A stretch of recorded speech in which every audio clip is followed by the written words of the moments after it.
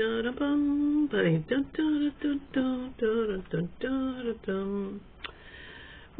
hello, whoever, wherever, whenever you are. Yes, indeed. Strange things are going on out in the greater world out there. Watching what's going on up in Minnesota, and it looks like the rubber's hit the road as far as the open warfare in our own country is concerned. I don't know if people really pay much attention to the news, but the confrontation between the federal government and the state government in that, the Minnesota state government is at the level of open insurrection. The governor and that horrific mayor who said those horrible things. The mayor of Minneapolis told people don't pray for the Catholic children who were massacred at the Annunciation School. I think the name of the school was Annunciation. They were at morning mass before starting classes, which is a practice in Catholic schools. And they were shot, killed, a bunch of them. I don't know how many. And the mayor, that horrific, disgusting mayor, Jewish guy, within an hour of the massacre, made a public statement that people should not be praying for those kids because they were praying at the time, and look what good it did. He was practically laughing. And he now is facing charges alongside that piece of work, Tim Walz. They're facing federal charges for interfering with federal government. I mean, that's pretty much at the Civil War level. And in the meantime, at my level of life, I saw somebody put up a video clip claiming it was a meeting with an FBI agent up in Indiana. These people from South Bend, Indiana, that's where the extortion ring that is involved with the gang in Massachusetts that killed my daughter. Well, there's a bunch of them based in Indiana who have been running their channels in social media where they, if you cooperate with them and, help them out with their stories and their publicity and, see that they get their money or whatever, then you're okay. But if you tell them where they can stick it, well, then you just face incredible levels of lying, defamation, harassment. And it's at the point where we just ignore it because it's ridiculous. So they've got a video up now claiming that it is a meeting between Jesse and Pavana Davis of either Mishawaka or South Bend, Indiana, with an FBI agent in Indiana.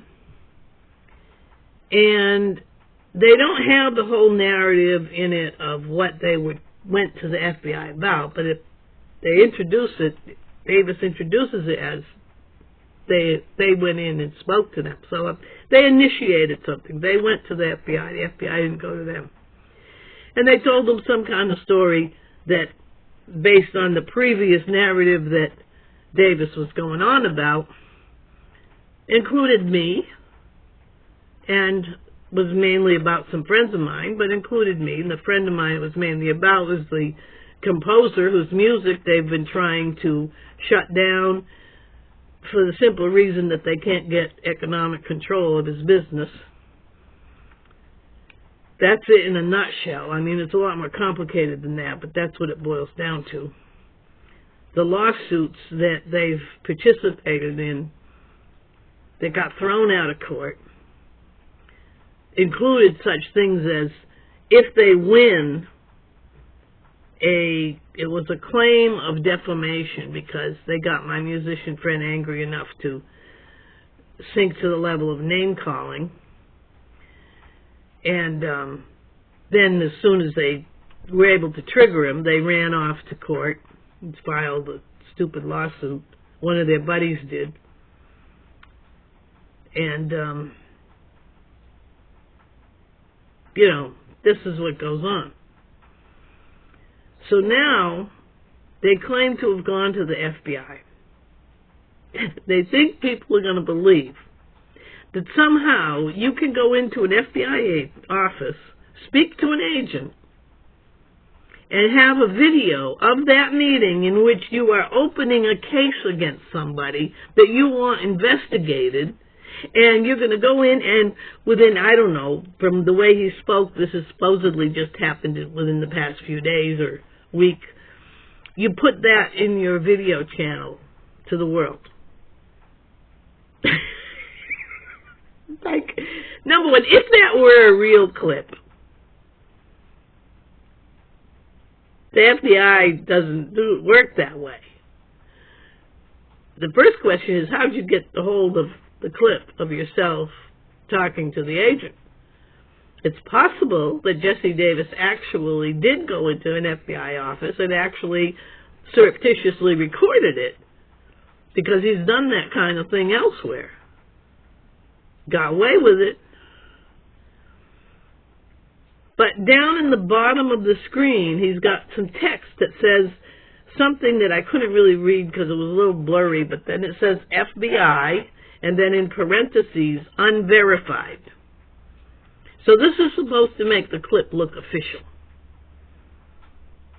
Why would the FBI release a recording to anybody?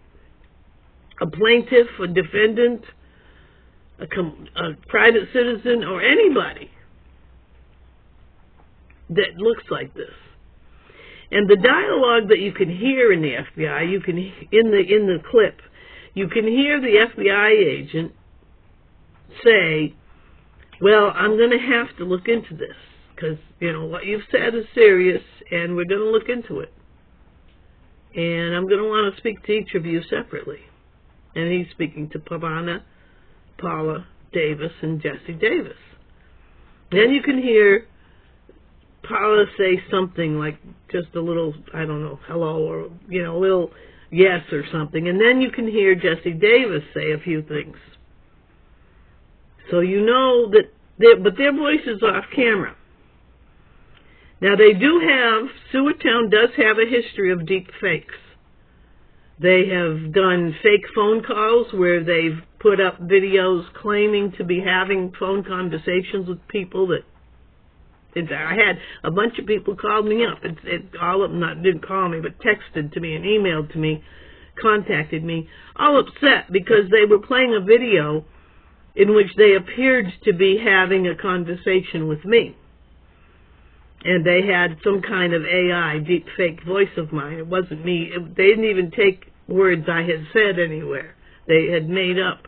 It was apparently, they have a software where they can be speaking and it's filtered through the sound of somebody else's voice. And it was pretty easy to just see that that wasn't really my voice. You know, if you listened closely. If you just listened for a split second, like some of my friends that contacted me did, you might think, oh my God, they really called her up. They were upset, and I said, don't worry about it. I said, they never called me. Then I went and listened to it, and I said, this is ridiculous. They were showing off that they could do this, and they were using me for that purpose. But they are doing it to people, and you don't know when they're doing it or not doing it. And I just laugh, and my friends laugh, because we all know the FBI and other law enforcement agencies are not going to be fooled by a bunch of cesspool, septic tank brained YouTube thugs. But the whole thing of putting up a video in which somebody, well, you can't say he was impersonating an FBI agent because he doesn't show a badge or anything. He's sitting behind a desk. You can't see his face. He's not showing any kind of official badge or papers or anything. He doesn't say anything to identify himself as an agent. One of Jesse Davis's friends did have somebody actually visiting people. And this is what really shocked me at the time, and I don't know if it's still true, because Democrats were in the White House at the time this happened. But they had this guy visiting people, claiming to be an FBI agent. Now, he didn't come down here and visit me, but he went around to someone in, I think it was Wisconsin and Missouri. This group is all over the country. They've got people from California to Florida and Indiana to down here in Texas. But I was concerned about it. And so I called the FBI and asked about reporting somebody impersonating an FBI agent. And you know what I got told? It's not a crime. Can't do nothing about it. I said, what do you mean it's not a crime to impersonate a federal officer? And they said, well, we only deal with federal crimes. He said, if somebody does that, you have to go to your local police, and if there's a state law saying that he's impersonating a law officer, maybe they would prosecute it, but maybe they wouldn't care because it's impersonating federal, it's not impersonating state police. He said, but we don't care. Oh, okay. That was quite an interesting thing to discover, and I wonder if it's still true. I mean, not that it would matter in this case, but stupid is as stupid does, and I think I'm gonna go get some sleep and